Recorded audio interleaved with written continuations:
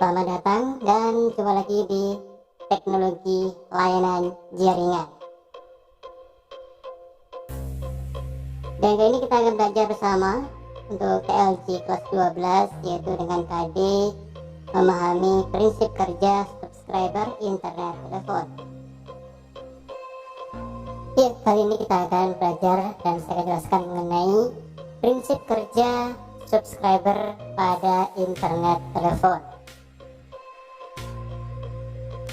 Ya, yang pertama tentang pengertian ADSL, kemudian modem ADSL, perangkat ADSL, dan cara penggunaan ADSL serta kelebihan dan kekurangan dari ADSL, dan cara kerja modem ADSL serta implementasi modem ADSL.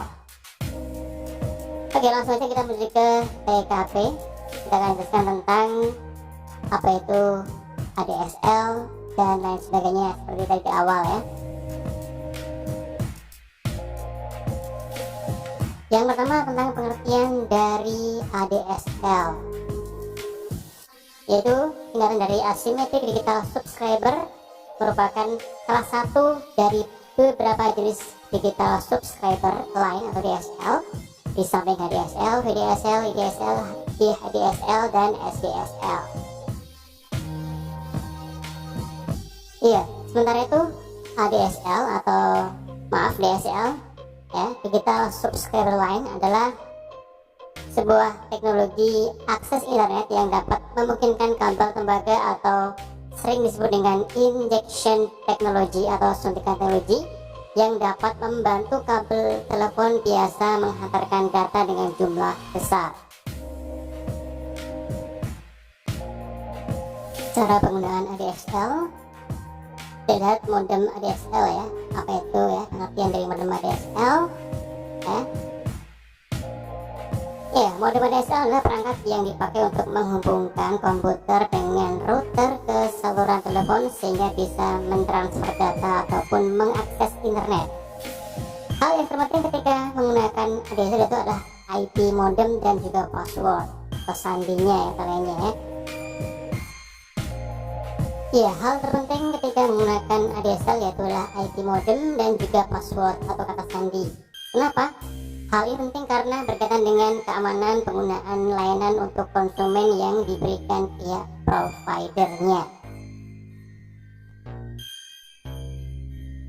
Ya, untuk perangkat ADSL pada modem router ADSL adalah sebagai berikut. Yang pertama ada di sisi pelanggan disebut CPE atau Customer Premises Equipment. Di sisi pelanggan harus ada penerima DSL atau modem ADSL dan splitter. Dan satu lagi di sisi Telkom atau ISP ya. Di sisi Telkom ini terdapat ADSL multiplexer yang disebut dengan DSLAM atau Digital Subscriber Line Access Multiplexer untuk menerima sambungan dari pelanggan. Ya, kemudian cara penggunaan dari ADSL, terdapat cara ya, atau terdapat sebuah cara dalam penggunaan ADSL di Indonesia. Yang pertama adalah tersedianya perangkat ADSL, kemudian pemeriksaan keberadaan nomor telepon yang telah disediakan oleh pihak Telkom Indonesia. Jika nomor telepon telah terdaftar dan jarak telah diperhitungkan, maka selanjutnya adalah pemasangan ADSL pada sambungan telepon. Untuk dapat menghubungkan ADSL dengan line telepon, Anda dapat menggunakan sebuah splitter dalam hal ini. Ya, kemudian kelebihan dan kekurangan atau kelemahan dari ADSL. Yang pertama, kelebihan dari ADSL yaitu kecepatan yang selalu stabil. Koneksi ADSL selalu terhubung dengan internet setiap waktu dan telepon tetap bisa dipakai kapanpun. Kemudian layanan komunikasi antar data dengan suara diberikan lewat dua kanal yang terpisah, namun tetap pada satu kabel yang sama. Kemudian mempunyai pembagian frekuensi menjadi dua macam, diantaranya yaitu frekuensi tinggi dan frekuensi rendah, dan dapat mengakses internet tanpa perlu khawatir dengan biaya yang lebih mahal karena dengan ADSL internet lebih hemat.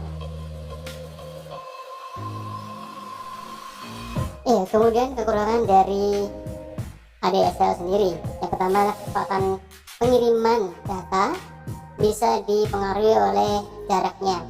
Dan sampai saat ini kecepatan koneksi modem ADSL masih tergantung dengan tiang telepon ya, atau DSLM, dan tidak semua operasi sistem tidak atau mampu menggunakan ADSL.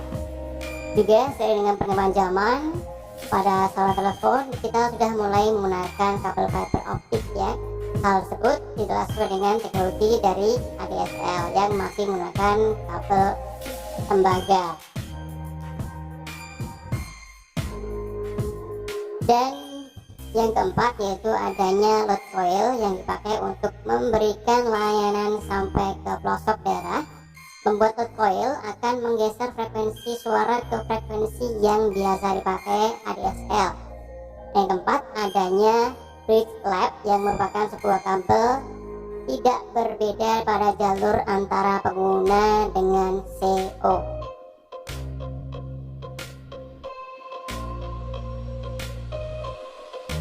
Kemudian kita lihat cara kerja modem ADSL ya. Yang pertama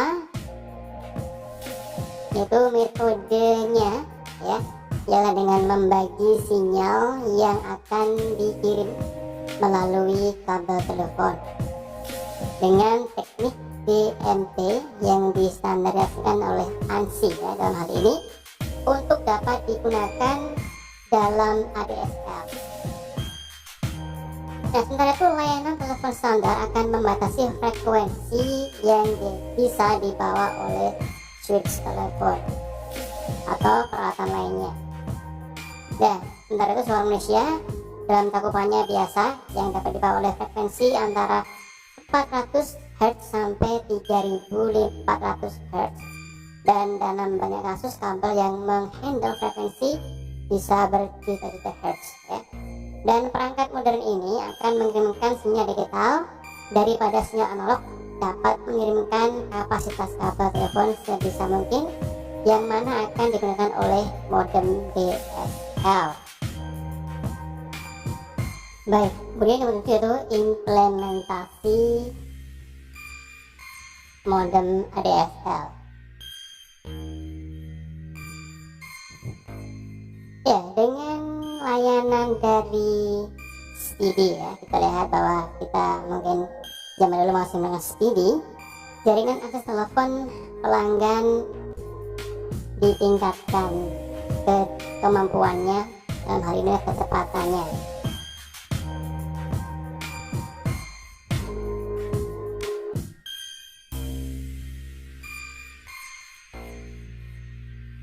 Ya, dengan peningkatan ini ya, sehingga selalu pelanggan selalu mendapatkan fasilitas telepon atau voice, dan juga dapat melakukan akses internet yang dedicated ya, dalam kurung, dan dengan kecepatan downstream yang tinggi sampai dengan 800 KB per second. Ya baik, saya kira sampai cukup di sini untuk perjumpaan kita kali ini, dan terima kasih atas perhatiannya. Semoga apa yang saya sampaikan bisa bermanfaat buat kalian semuanya.